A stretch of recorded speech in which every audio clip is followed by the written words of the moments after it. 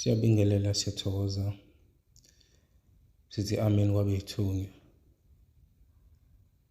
Sikhuluma indaba ngamhla ushayeka ungumntwana wamoya.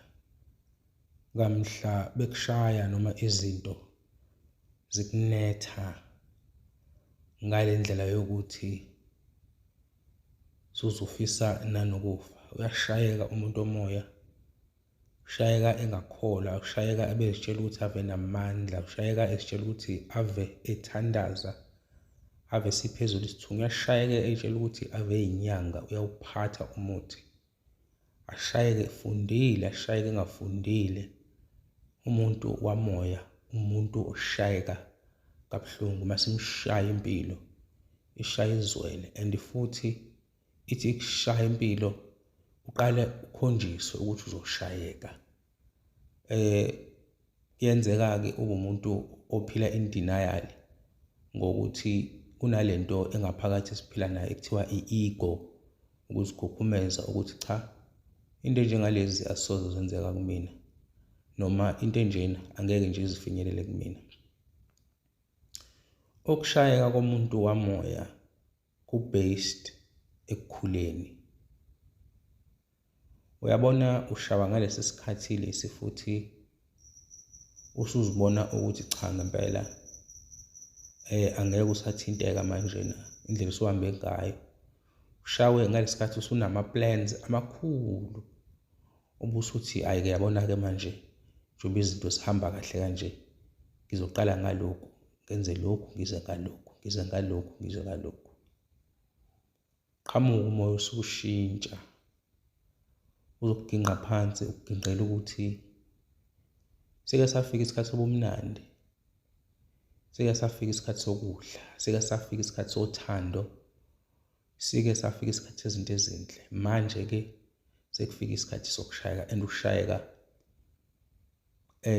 uze ube namahloni ukuthi bazothina abantu. Ngaze ngabukiseka, ushayeke ngisho ungayishisa impepho uthi ukhuluma nedlozi, ngisho ungaya emifuleni uthi uyohlambulula, ngisho ungenzani, uhlabe wenzeni, kungathi inyaka ushayekile. Whether ushawe izinto zabantu noma kubuka sengazuthi ukushayeka kwakho kuqhamuke ngomuntu, ukushayeka ukushayeka, konke kusuke kuhleliwe. Akukho okwenzeka ngephutha, akukho okwenzeka ngephutha kumntwana wamoya. Amaphutha awenzeki kumntwana kamoya. Nanoma ubani-ke nje uphila emhlabeni oyisidalwa, akukho okuyiphutha, konke kusuke kuqondene. Abezizwe baye bathi synchronicity, qondana kwezinto. Mase sifika isikhathi sakho sokushayeka, ungazi ukuthi wenze njani. Ngizothi fahla fahla ukuthi-ke ma ushayekile ungumntwana wamoya, ikuphi okwenzayo. Noma ngabe ubani wakuphi, uphila yiphi impilo, kholela kwini, noma ngabe izinto zakho zikuhambela kahle kanjani njengamanje, kodwa ngiyaxolisa ukusho lokhu, usazoshayeka. Kuloyo okwi-process yokushayeka noma eshayekile njengamanje, olele mbaphansi, osezame wazama waze waba bankrupt, yaphela imali, waze wa-give up, wathi ngiyayiyeka lento yethongo noma lento yedlozi noma lento yesithunya, okanye le mimoya yangifunani, ngenzani kuyona. Ulalele-ke, ubeke indlebe. Ukushayeka qale nje ngesizathu, isizathu esiphezulu sokushayeka ukuthi akekho noyedwa umelaphi noma umuntu wamoya izinto zakhe ezenzeka ngokuthi yena uzofunda encwadini base banolwazi. Konke okuwulwazi kumntwana wamoya izinto ezenzeka directly. Izinto usifunda ngomzimba wakhe, izinto usifunda ngokuthi zenzeke kuwena. Uyophuma obishini obungakazi ukuthi uzophuma kulona, okade ungene kulona, uthi mase uphumile, uphume usuyindlondlo yokuphila, uphume usuyindlondlo yamoya. Ikona-ke ushayeka, ingoba sikhiqiza indlondlo naloyo sedubile. Ngisho ungaduba umoya ukusebenza uphakathi esontweni uthi usuthi ndisiwe wena usuyishiye phansi lento ngoba ayikwenzele lutho unako lokho kudalela iy'nkinga. Isakusebenza lento, iyakusebenza ngendlela yakho. Kuvele kwakuplaniwe ukuthi futhi kuvele kwakwaziwa ukuthi ngelinye ilanga uyoyiduba lento. Ngesikhathi uyiduba lento sobe sesikubekele lokhu lo lwazi lolu bese kunikeza lona noma le information esifuna ukuthi ingene kuwena usuzoyithola la udubele khona. If uyifica isibekiwe lapha kube ukuthi mhlawumbe mekukhona umfundisi okhuluma ivesi elithini noma oshumayelayo uzuthinteka, noma kube khona ifilosofa ekhulumayo mhlawumbe emotivateayo uzushintsheka, uzwe uthinteka, kushintsheka impilo yakho ile nto ebekwe laphayana, ngoba lento yamoya iyakusebenza ngisho ungayaphi. Meke yaqala ngeke iphinde kuyeke.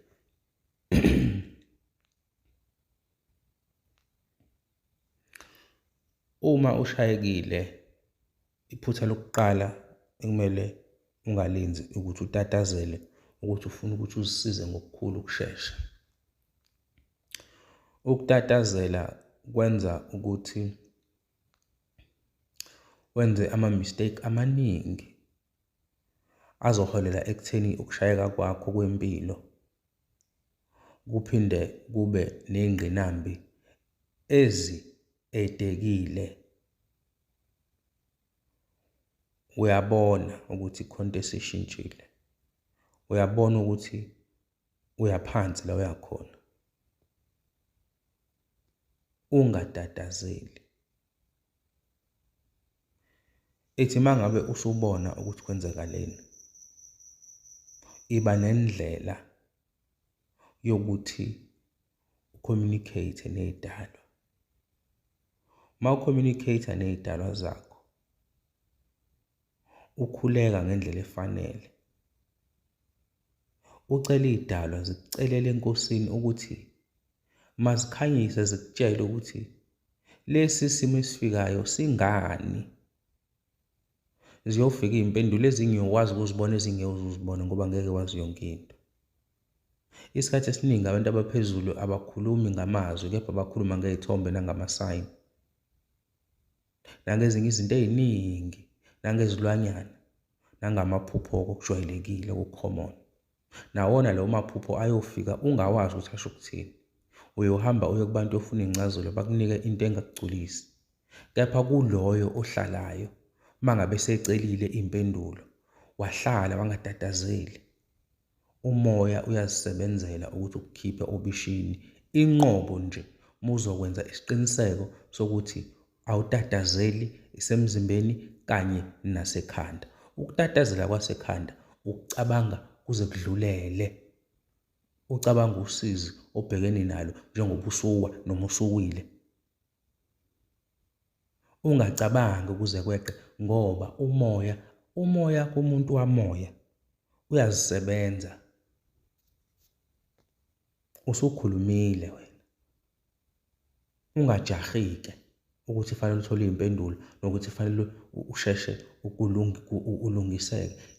Iyabashaya abantu abaningi into yokuthi bafuna izinto zisheshe, iyabashaya. Abantu bakamoya bakwazi lokho. Izinto zomuntu wakamoya azenzeki ngokushesha. Ukushayeka kwakho ungacabanga ukuthi kungathatha isonto or inyanga, kungashayeka iminyaka, kodwa uthole ukuthi unendlela ukuthi bakuphilise ngayo, uyalala udlile kodwa ushayekile. Yini? Uyasetshenzwa. A wounded healer is a true healer. Umelaphi ongakaze azashayeke akusiyo umelaphi wemvelo loyo noma umelaphi kamoya, umelaphi wokuzenzela loyo. Kepha umelaphi, a true healer, a true spiritual child, a true calling, you become a wounded healer. Umelaphi olimele. Wakwazi ukuthi uzikhothe amanxeba. Kuloku uzikhothe amanxeba kunesikhathi esifikayo ngoba kulezi zikhathi zokushayeka kune phase ethile yemfundiso ethile ekudinga ukuthi ube kuma lower planes, because there are higher planes and there are lower planes. Ma ushayekile wehla, ama lower planes afanele avakashelwe futhi uyothi mhla udlulile kulokushayeka kwakho uzobe so enjoy isikhathi eside sempilo enokukhanya nolwazi. Okunye kuyofika sekuyobe sekufika nje sokuyinto ey'ncane because washayeka kakhulu kunaloko kwakushaya wacisha waphela. Lokhu osekufika manje okuyinkinga kufana nento engekho, kumele aphike loyo-ke. Ukushayeka komuntu wamoya, ngoba umuntu wamoya uyashayeka, whether into yamabomu, by the way that you perceive it, or into yendalo, whatever the case is, kusalayo ngeke ungashayeki. And mase ushayekile, ushayeka kube buhlungu, kepha fanele wazi ukuthi ukushayeka kwakho kungani, ngokuthi ungatatazeli, uhlale ngomoya. Ngiyazi ukuthi akulula ukuthi ushayekile ungatatazeli. Vele ayikho into yamoya yenzeka kalula. Kuzoba bukhuni namhlanje, kusasa ingale kwakusasa, kuzoke kuye kugcina sekuthambile, ugcina usunamba, ugcina usu-align, ugcina usu-understand, ugcina usubona. Kunezinto la owazigeja lapha nalapha ngoba bufocuse kakhulu ekukhuphukeni, wageja kunezinto ongazifundanga. That is why ubuyiswe phansi uzibone lezo zinto uwedwa, ngoba ushayekile uvamise ube wedwa. Bonke abantu bayabaleka uma ungesenazo izinto noma izinto zakho zingasahambi kahle. Uma zihamba kahle bonke bathi mbe beze kuwena. Naloko futhi uyakufundiswa ukubona ukuthi futhi emhlabeni kunje. Abazondi-ke abantu ngoba naku usubonile imikhuba yabo, kepha baqaphele. Abantu abazondwa kepha bayaqashelwa, ubaqaphele ukuthi okay, ubazi, ubagade, ngoba bayawaqeda amandla. Ukushayeka komuntu kamoya. Sikhuluma nabantu uthole ukuthi ube nezinto zasemhlabeni ezibambekayo ezinhle. Sikhuluma nabantu abathi bekuke kugcwale emakubo bezofuna usiza abantu ukushiwe iy'mali ey'nzima. Sikhuluma nabantu Nkosi yami abebesemshadweni onomcebo phakathi, bekhomba ngophakathi. Sikhuluma nabantu Nkosi yami ababethandwa wonke kepha manje sebeyazondwa by the vast majority. Sikhuluma nabantu abangama-victims, ama-circumstances amoya, ukushayeka komuntu wamoya. Owakamoya uzoyazi le ngikhuluma ngayo, owakamoya izo-resonate naye lento. Ukushayeka into ebalulekile.